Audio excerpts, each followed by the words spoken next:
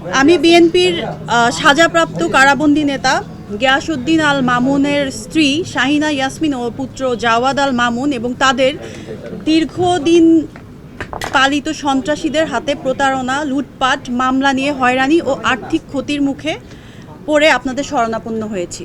সৎভাবে জীবনযাপন অব্যাহত রেখে আর্থিক সচ্ছলতার আশায় আমি গুলশানে পূর্ব থেকে চলমান ভুবন নামের একটি রেস্টুরেন্ট ক্রয় করি। ঠিকানা ওয়াইএন সেন্টার, বাড়ি নং 6A, ব্লক এ, রোড নং 113, গুলশান 2। রেস্টুরেন্টে অপারেশন পার্টনার হিসেবে আছেন আমার পূর্ব পরিচিত মির্জা বাশার। ভুবন রেস্টুরেন্টের মালিক জনাব আমানের সঙ্গে তার রেস্টুরেন্টের সব আসবাবপত্র, ইন্টেরিয়ার, টোটাল ইনভেন্টারি 55 লাখ টাকা মূল্য দরে একটি চুক্তি হয়।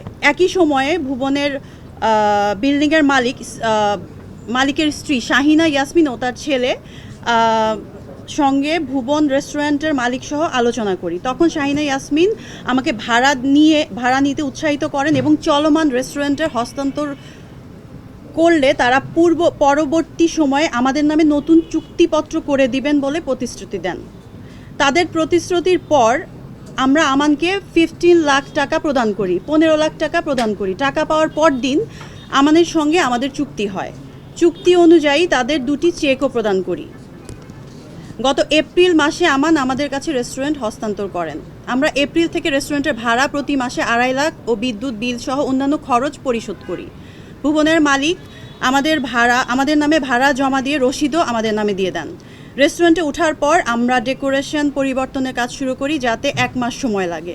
ডেকোরেশনে প্রায় 50 লাখ টাকা খরচ হয়। এই পর্যায়ে আমরা রেস্টুরেন্টে পরীক্ষামূলকভাবে স্টার্ট করি এবং ট্রেড লাইসেন্স করার জন্য আমরা ভবনের মালিক শাহিনা ইয়াসমিন ও তার পুত্রর চুক্তিপত্র, ফায়ার সেফটি ও বাণিজ্যিক অনুমতির প্রয়োজনীয় কাগজপত্র দেওয়ার অনুরোধ করি। প্রিয় ভাই বোনেরা, আমরা যখন ট্রেড লাইসেন্স করতে এসব কাগজপত্র চেয়েছি, তখন হঠাৎ করেই পূর্বের রেস্টুরেন্ট মালিক আমান এবং এখনকার যে ভবন মালিক শাহিনা ইয়াসমিন, জাওয়াদ, ভবনের দায়িত্বে থাকা জয়, সাকিব সহ অন্য দায়িত্বপ্রাপ্ত ব্যক্তিরা আমাদের হয়রানি শুরু করেন।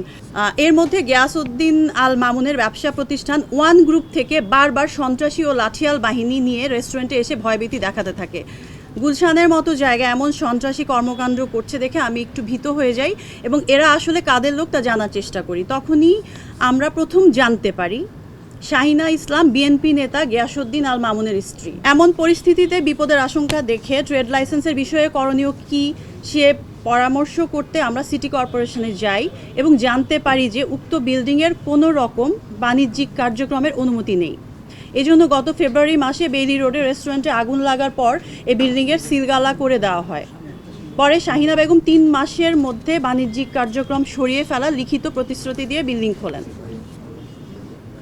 এই ঘটনার পর আমরা বুঝতে পারি যে আমান, শাহিনা ও জাওয়াদ মিলে আমাদের সঙ্গে এক ভয়াবহ প্রতারণা করেছেন। তারা অবৈধ রেস্টুরেন্ট বাঁচাতে না পারার ভয়ে বিক্রি করে টাকা তুলে নেওয়ার ফাঁদ পাতেন। সেই ফাঁদে আমাদের ফেলা হয়েছে। বাণিজ্যিক কোনো অনুমতি না থাকার পরও মাত্র 3 মাসের লিখিত প্রতিশ্রুতি দিয়ে এসে আমাদের প্রায় 80 লাখ টাকা বিনিয়োগ করিয়েছেন এবং তারা আমাদের থেকে ভাড়াও নিচ্ছেন। তারা ধারণা করেছিল আমরা বৈধ কোনো কাগজপত্র চাইব না। সিলগালা হওয়া ভবনটি এখনও আগের মতোই সব বাণিজ্যিক কার্যক্রম অব্যাহত রেখেছে। এর মধ্যে পার্কিংয়ের স্থানে ল্যাভেন্ডার, বাসমতি নামের 2টো বাণিজ্যিক শপ সহ 3টি বাণিজ্যিক প্রতিষ্ঠান চলছে। প্রথম তলায় থাই সিগনেচার নামে রেস্টুরেন্ট, দ্বিতীয় তলায় হালদা ভ্যালি নামে রেস্টুরেন্ট ও চতুর্থ তলায় স্পা সেলুন চলছে। যেহেতু আমরা ভবনের বৈধ কাগজপত্র দাবি করেছি, সে কারণে তারা আমাদের এখান থেকে উচ্ছেদের চেষ্টা শুরু করে। বিভিন্ন মাধ্যমে তারা আমাদের হুমকি দিতে থাকে যে এই ভবনে তোমরা ব্যবসা করতে পারবে না এবং তোমাদেরকে ব্যবসা করতে দেওয়া হবে না। সর্বশেষ গত 22 জুন রাতে 11টায় আমরা রেস্টুরেন্ট বন্ধ করে বেরিয়ে যাই। 23 তারিখ সকালে রেস্টুরেন্টের কর্মচারী গেলে নিরাপত্তা কর্মী সহ অন্যরা তাদের ঢুকতে বাধা দেয়। কেন ঢোকা যাবে না কোনো উত্তর দিতে পারেনি। খবর পেয়ে দুপুর 12:30টায় আমার অপারেশন পার্টনার মির্জা বাশার সেখানে গেলে হঠাৎ করে 15-20 জনের সন্ত্রাসী দল তার উপর আক্রমণ করে। সেখানে বাশারকে একা পেয়ে বেদম মারধর ও হত্যা চেষ্টা করা হয়, যার সিসিটিভি ফুটেজ থানায় দেয়া আছে।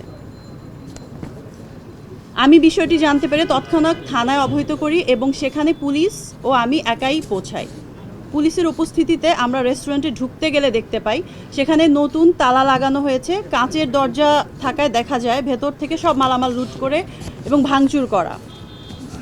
এমন পরিস্থিতিতে আমরা গুলশান থানায় মামলা দায়ের করতে গেলে তখন আমার যে অপারেশন পার্টনার ওনার নাক দিয়ে প্রচণ্ড ব্লিডিং হচ্ছিল এবং চোখ টোক সব ফোলা দেখে ওইখানকার কর্তব্যরত অফিসার বলেন আগে ওনাকে হসপিটালে নিয়ে যান, দেন এসে মামলা করেন। ওনার খুব বাজে অবস্থা ছিল।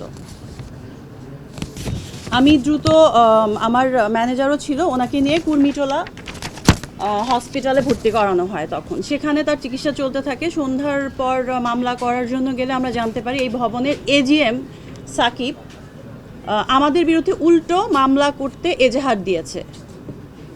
মূলত তারা আমাদের রেস্টুরেন্ট দখল করে, আমাদের মালামাল লুট করে, আমাদের লোকজনকে মারধর করে। আমরা মামলা করব জানতে পেরে তারা আগেই মামলার এজাহার জমা দেয়। সেখানে আমাকে আসামি করা হয়, ওয়ারেজ আমি পুলিশ কল দিয়ে পুলিশের সঙ্গে বিল্ডিংয়ে ঢুকি। মামলার তদন্ত হচ্ছে, আশা করি তদন্তে সত্যতা উঠে আসবে।